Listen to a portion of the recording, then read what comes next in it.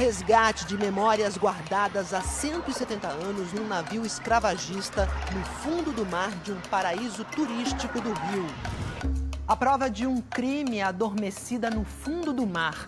Há 170 anos, quando o tráfico de pessoas para o Brasil já era proibido, um navio com 500 pessoas escravizadas afundou num paraíso do litoral do Rio de Janeiro.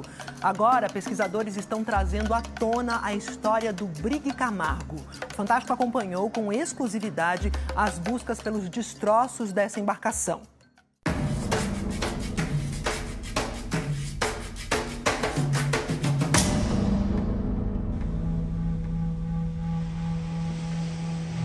O que vamos contar agora não está registrado em nenhum livro, não foi ensinado nas salas de aula.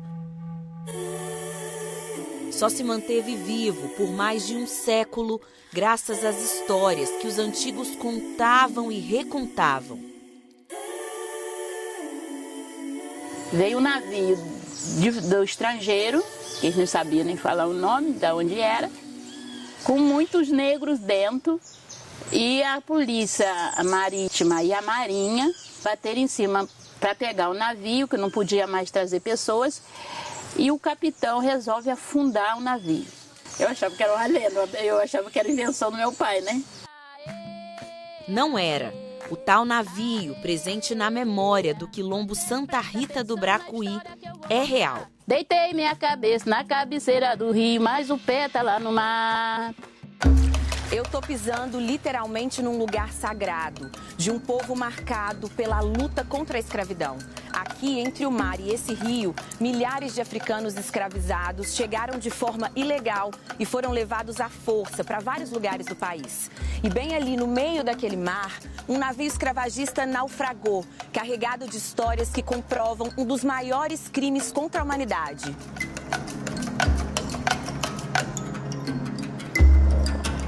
Para descobrir os detalhes não é preciso ir muito fundo. Embaixo de todo esse lodo e areia, a 8 metros de profundidade, está o Brigue Camargo, o primeiro navio escravagista encontrado e estudado na costa brasileira.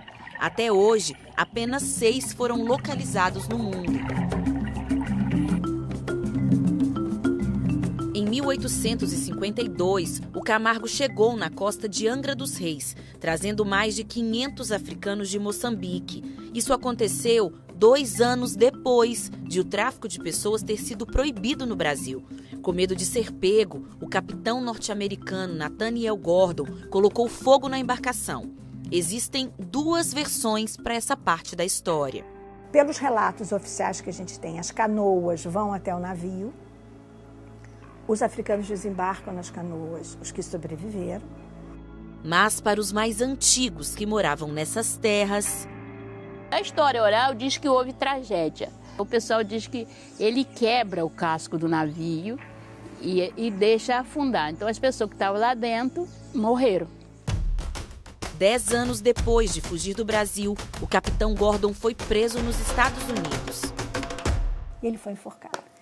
Foi o único, que eu saiba, traficante enforcado pelo crime, né, de trazer africanos para as Américas. Desde então, a memória dessas pessoas ficou perdida no mar. O local exato do naufrágio só foi encontrado no ano passado, depois de 15 anos de pesquisa.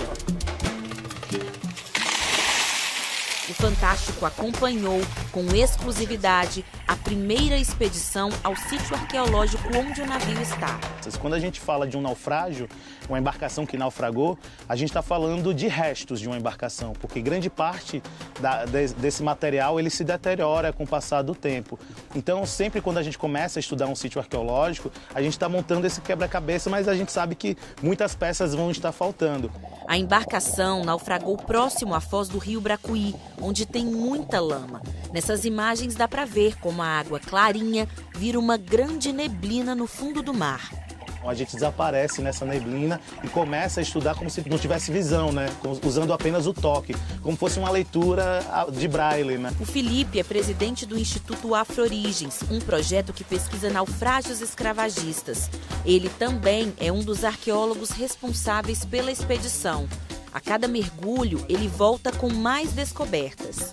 Uma embarcação de madeira, que ela tem características de que foi incendiada no processo de afundamento. Tem alguma coisa lá? A gente encontra madeira carbonizada em toda a área do sítio arqueológico, o que mostra que realmente essa embarcação ela foi incendiada, ficou como uma fogueira flutuante até ela começar a afundar e se acomodar no fundo do mar.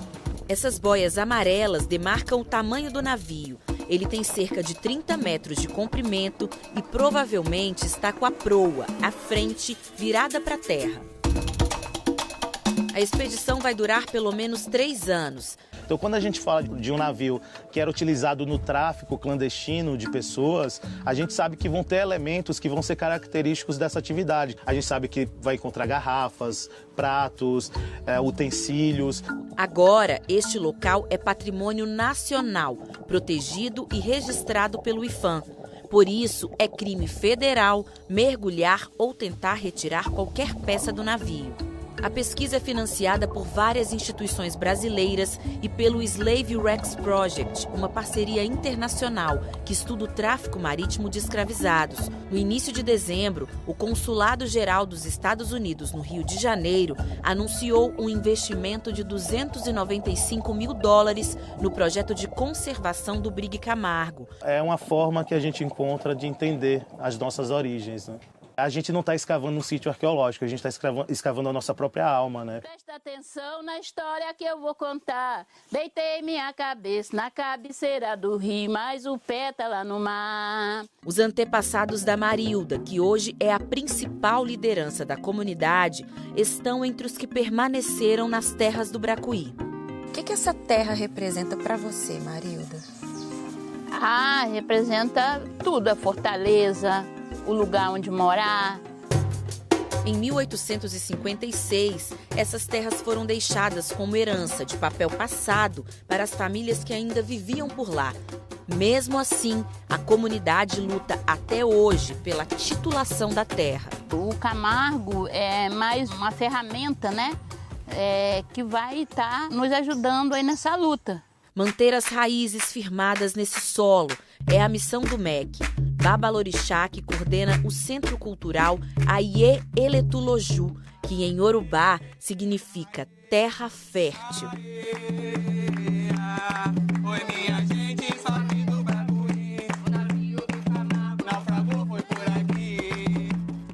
O Camargo ele é a prova viva, né, dessa memória ancestral negra de que se tinha essa escravidão, né, e para além, ele é uma prova, né, de um crime, né, após uma proibição do tráfico no Atlântico. A história desse povo, dessa terra e desse navio vai virar filme pelas lentes dos documentaristas Yuri e Vera Sanada. Que essa história não fique só na universidade, mas que vá também para o grande público. A gente só quer o nosso território e o nosso direito de dizer que a terra é minha, que a terra é nossa, que a terra é dos quilombolas daqui.